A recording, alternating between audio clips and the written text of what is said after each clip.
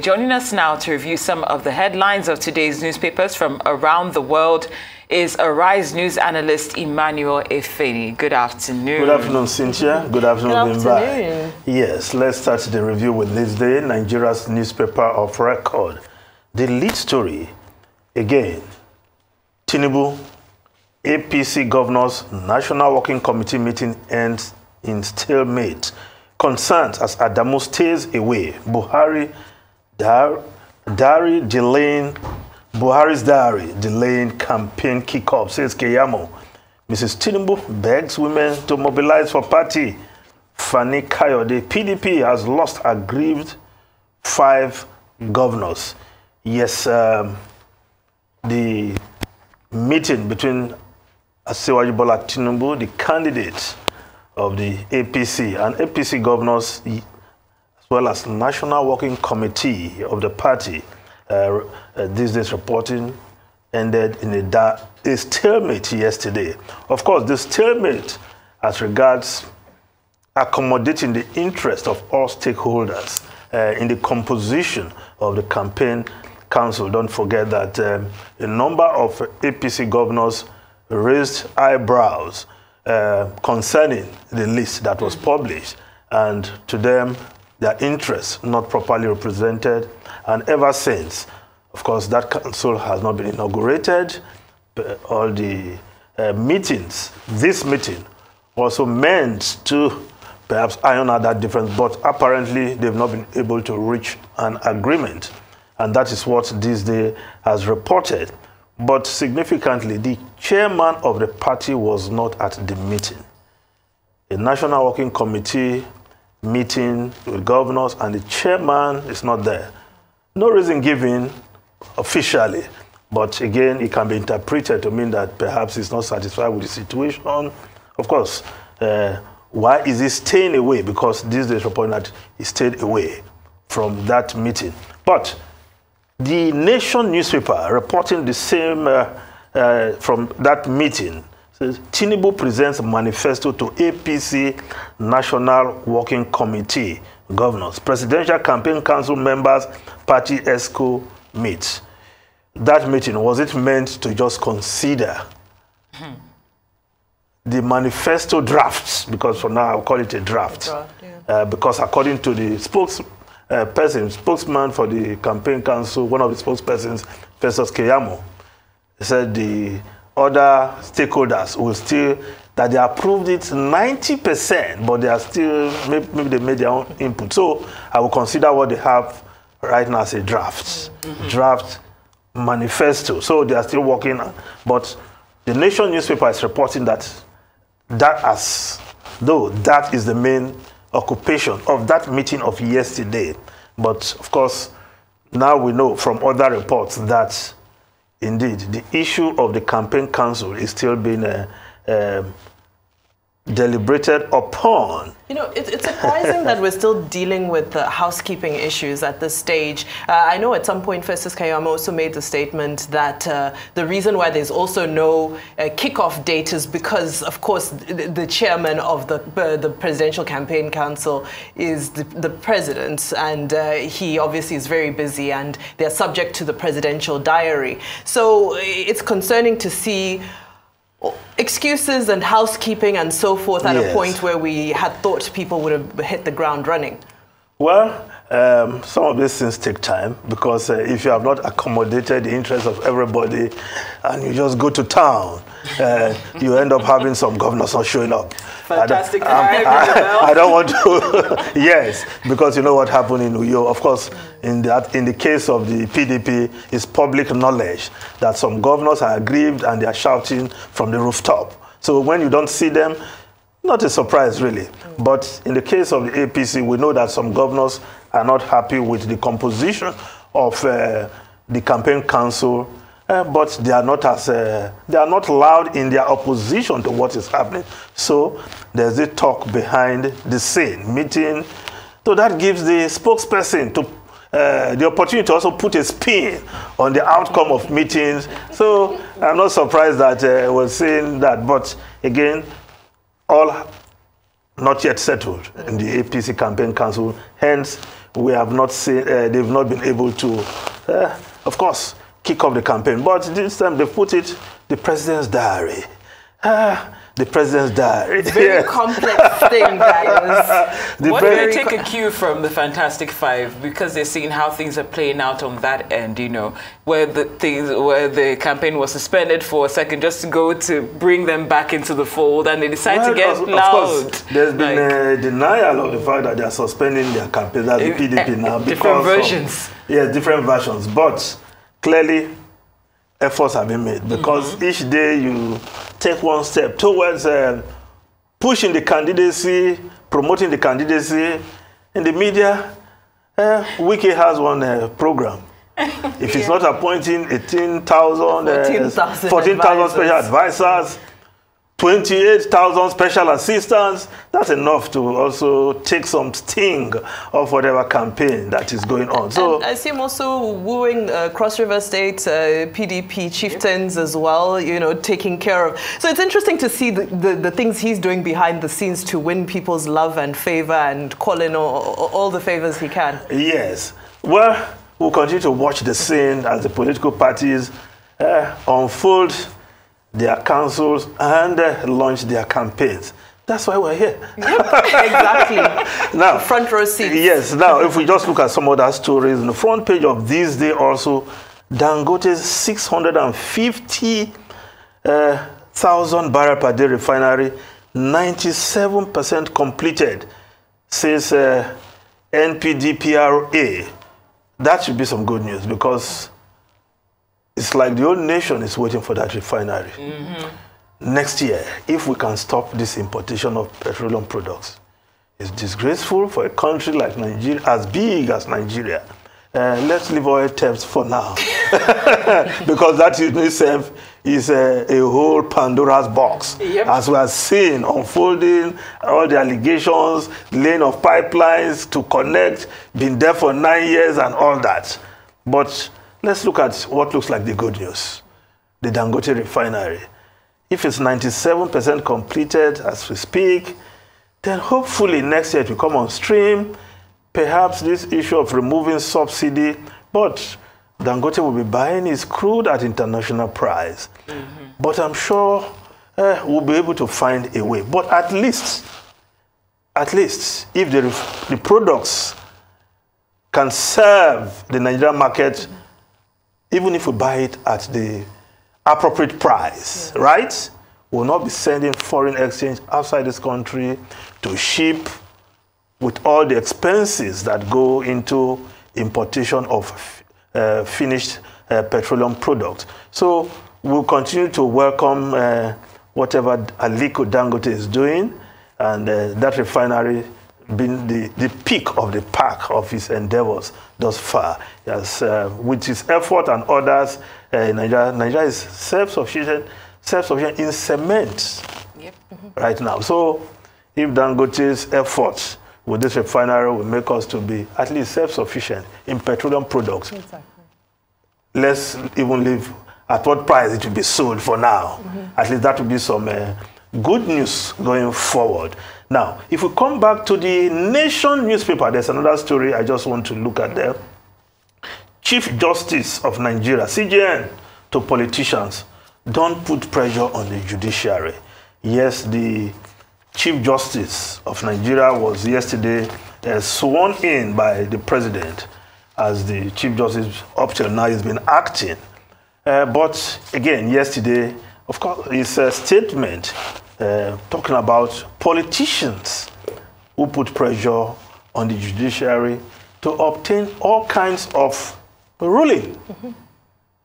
And sometimes they literally go and put pressure. But I thought what should also be emphasized is that judges should remember that they must always live above board, like Caesar's wife. So irrespective of the temptation from politicians. Yes, that's so important. So don't say, oh, because politicians, at least the Nigerian politicians, not only in Nigeria, of course in America, we know how some people try to change results also. In the last presidential election in America, the president then, Donald Trump, So perhaps it's not only Nigerian politicians, but we know that politicians will go to any length to try to secure victory, even if it means using the judiciary. So the emphasis should be talking to your judges. Please, no matter the temptation, and this temptation comes in various forms, you know, they should resist these temptations.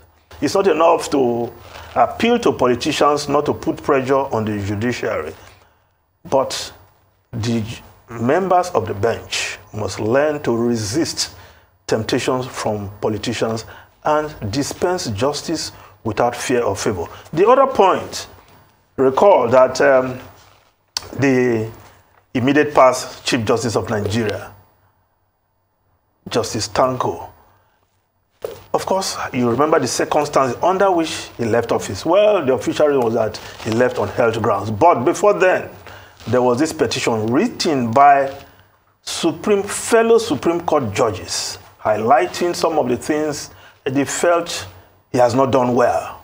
He has not handled in his capacity as chairman of the National Judicial Council and the welfare of his fellow judges. Now, over time, that supposed petition was described as an internal memo that was leaked. So whatever name you call it, the items listed there is still there. So we'll see how the new Chief Justice of Nigeria will address all those complaints, because he was part of those who wrote that internal memo some have described as a petition. I just felt we should also... Yeah, I think so. It reminds me of, you know, what we were, maybe even months ago when we were talking about the judges that were not properly compensated, how the way in which they were living and whatnot. And it almost feels like a setup almost to ensure that there's always that gap, to make sure that there might be a compromise. Because when it comes to the judicial system, that's why people don't necessarily feel like, you know, it's truly independent of the executive arm of government. And this situation where you're appealing to, you know, the politicians not to put pressure. Have you made it? Who does the onus fall on? What should the focus really be on? The onus is on the judges to resist the temptation and pressure from the politicians. I think we should just leave it at that point and move over to other newspapers. The Guardian newspaper: INEC worries over insecurity as crisis stall APC, PDP, LP campaigns. In fresh peace move, PDP suspends campaigns. Tinubu, APC National Working Committee governors hold crucial meeting over PCC composition. Labour Party picks Okokwe as Okokwe unveils Obi's 1,234. Sounds like 1, 2, 3, 4 there. A member PCC. New party won Lesotho. Don't underrate obedience. Adamu Garba tells APC.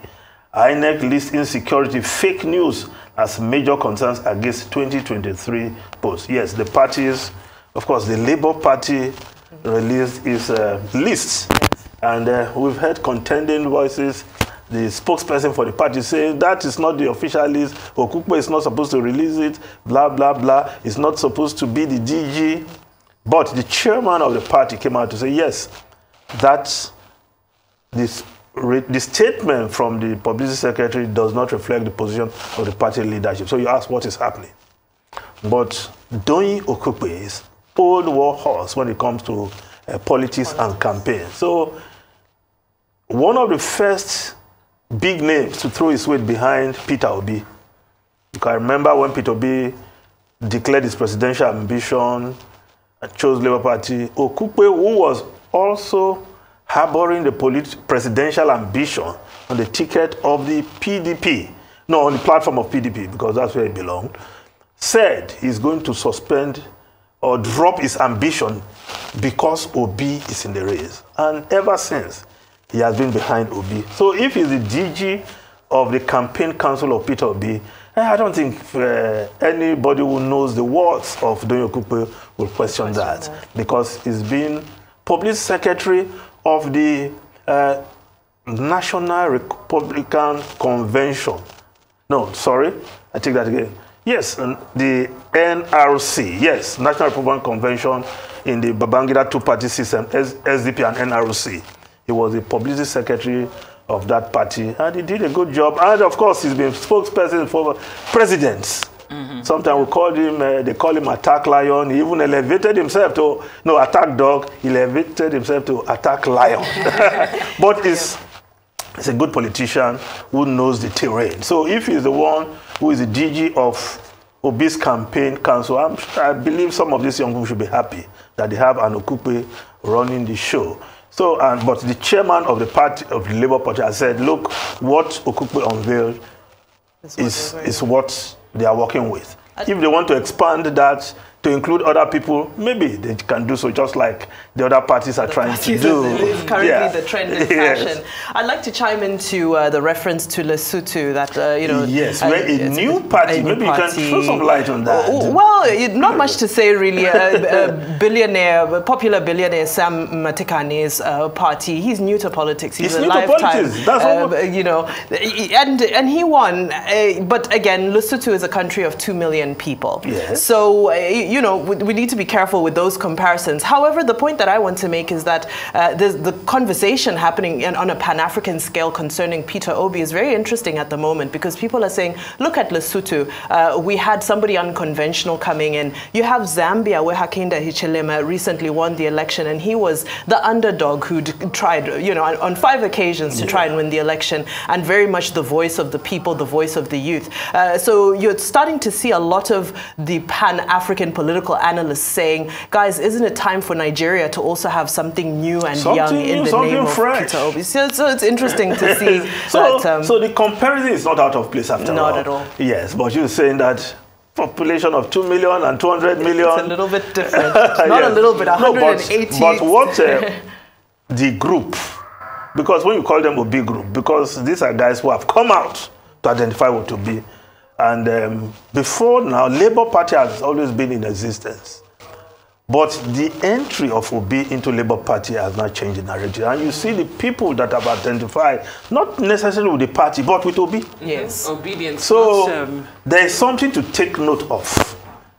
Whether it will change the landscape eventually at the end of the day, when the results are released, is still being analyzed.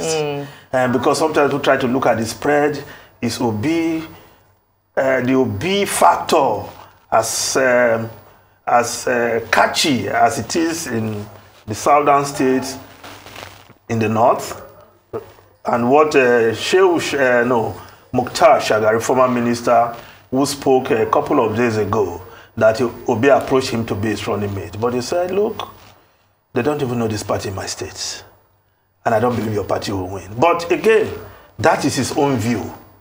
At the end of the day, it's the Nigerian electorate that will decide how well these foot soldiers will see marching on the streets can translate into vote.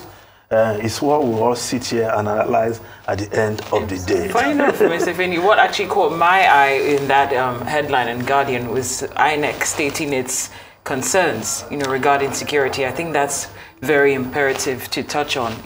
I'm wondering how much confidence they have in security operatives, and also, is this a case of looking at what's happened in the past, like they rightly outlined incidents that occurred between 2019 and 2021 when their offices were targeted? Yes, apart from those targeted, what will happen on election day? These non-state actors who disturb, who go by all kinds of names, will there be peace on election day so that in every nook and cranny, people can confidently go out and cast their vote for the candidate of their choice? I think that's the worry of INEC. And that duty lies with the security agencies, not with INEC. So I'm sure the president, who is the commander-in-chief, also will be very much concerned to ensure that that atmosphere of peace prevail on election day. I think that's what we should take from that. Yeah. But talking about security, the Vanguard newspaper, yes, the lead story, Obi unveils campaign team task INEC security agencies. But below that story, troops repel ISWAP terrorist ambush in Borno, kill 19 terrorists. Now, two sides to this story. One, I want to commend the military for upping the ante, that they are able to take these guys out. In the past, you hear of these guys successfully ambushing and killing Nigerian soldiers still in that northeast. But the fact that these guys are still existing, given the fact that the government thumbs its chest, that, oh, there's not peace in the northeast, but we're just dealing with the northwest, terrorists and bandits in the northwest. Not so. The soldiers are still under tremendous pressure from this ISWAP. So on election day, we hope these guys will be put in their place so that they don't disturb people who are going to vote on election day. Recall that in 2011, in 2015, they had to postpone the election because the government of the day wanted to ensure that there is peace, enough calm for the election to take place, and they eventually did that. So I'm sure this is one area President Muhammadu Buhari will be keeping his eye on to ensure that, because he has promised that there will be free, fair, and credible election under his watch as his own legacy. And I think we are not asking for too much if we say, President Muhammadu Buhari, please ensure that this will be, the next election will be the best ever in Nigeria. Nigeria's history. Now, let's just look at the foreign newspapers quickly. Now, the Guardian newspaper, Truss faces new peril as the Guardian of UK, please. Truss faces new peril as Tories go on the attack over economy. Oh, they destroyed her in the PMQs yesterday. She said she had a tough one. Yes, the Prime Minister is being accused of trashing party values, and there are calls to reverse more tax cuts. Will she heed this advice and reverse some of those measures in that mini budget? Because to do otherwise, some people are ready to bring her down, especially among the Tories, because they believe the values the Tories, the Conservatives stand for, is being eroded by some of our policies. But let's look at the Daily Telegraph newspaper. Coronation row looms over crown queen. Yes, crown for the queen. Talking about the Koh-i-Noor diamond, the crown jewel on the crown to be that the queen consort will wear on coronation day. Well, that diamond, 105.6 carat diamond, usually is placed somewhere on the crown, has political history and can cause diplomatic row between the UK and India, where that crown, the diamond, mined long time ago, but it was acquired by the British in the annexation of Punjab. And they say acquire as if it was somebody went into a store and purchased it. Yes. We know so how it reminds the the Indians of the colonial era, the empire era. And in fact, at the death of Queen Elizabeth II, there were calls in India that diamond should be returned. Now, on coronation day, will that diamond be on top of the crown? And they're saying it's likely to bring some diplomatic ill feelings.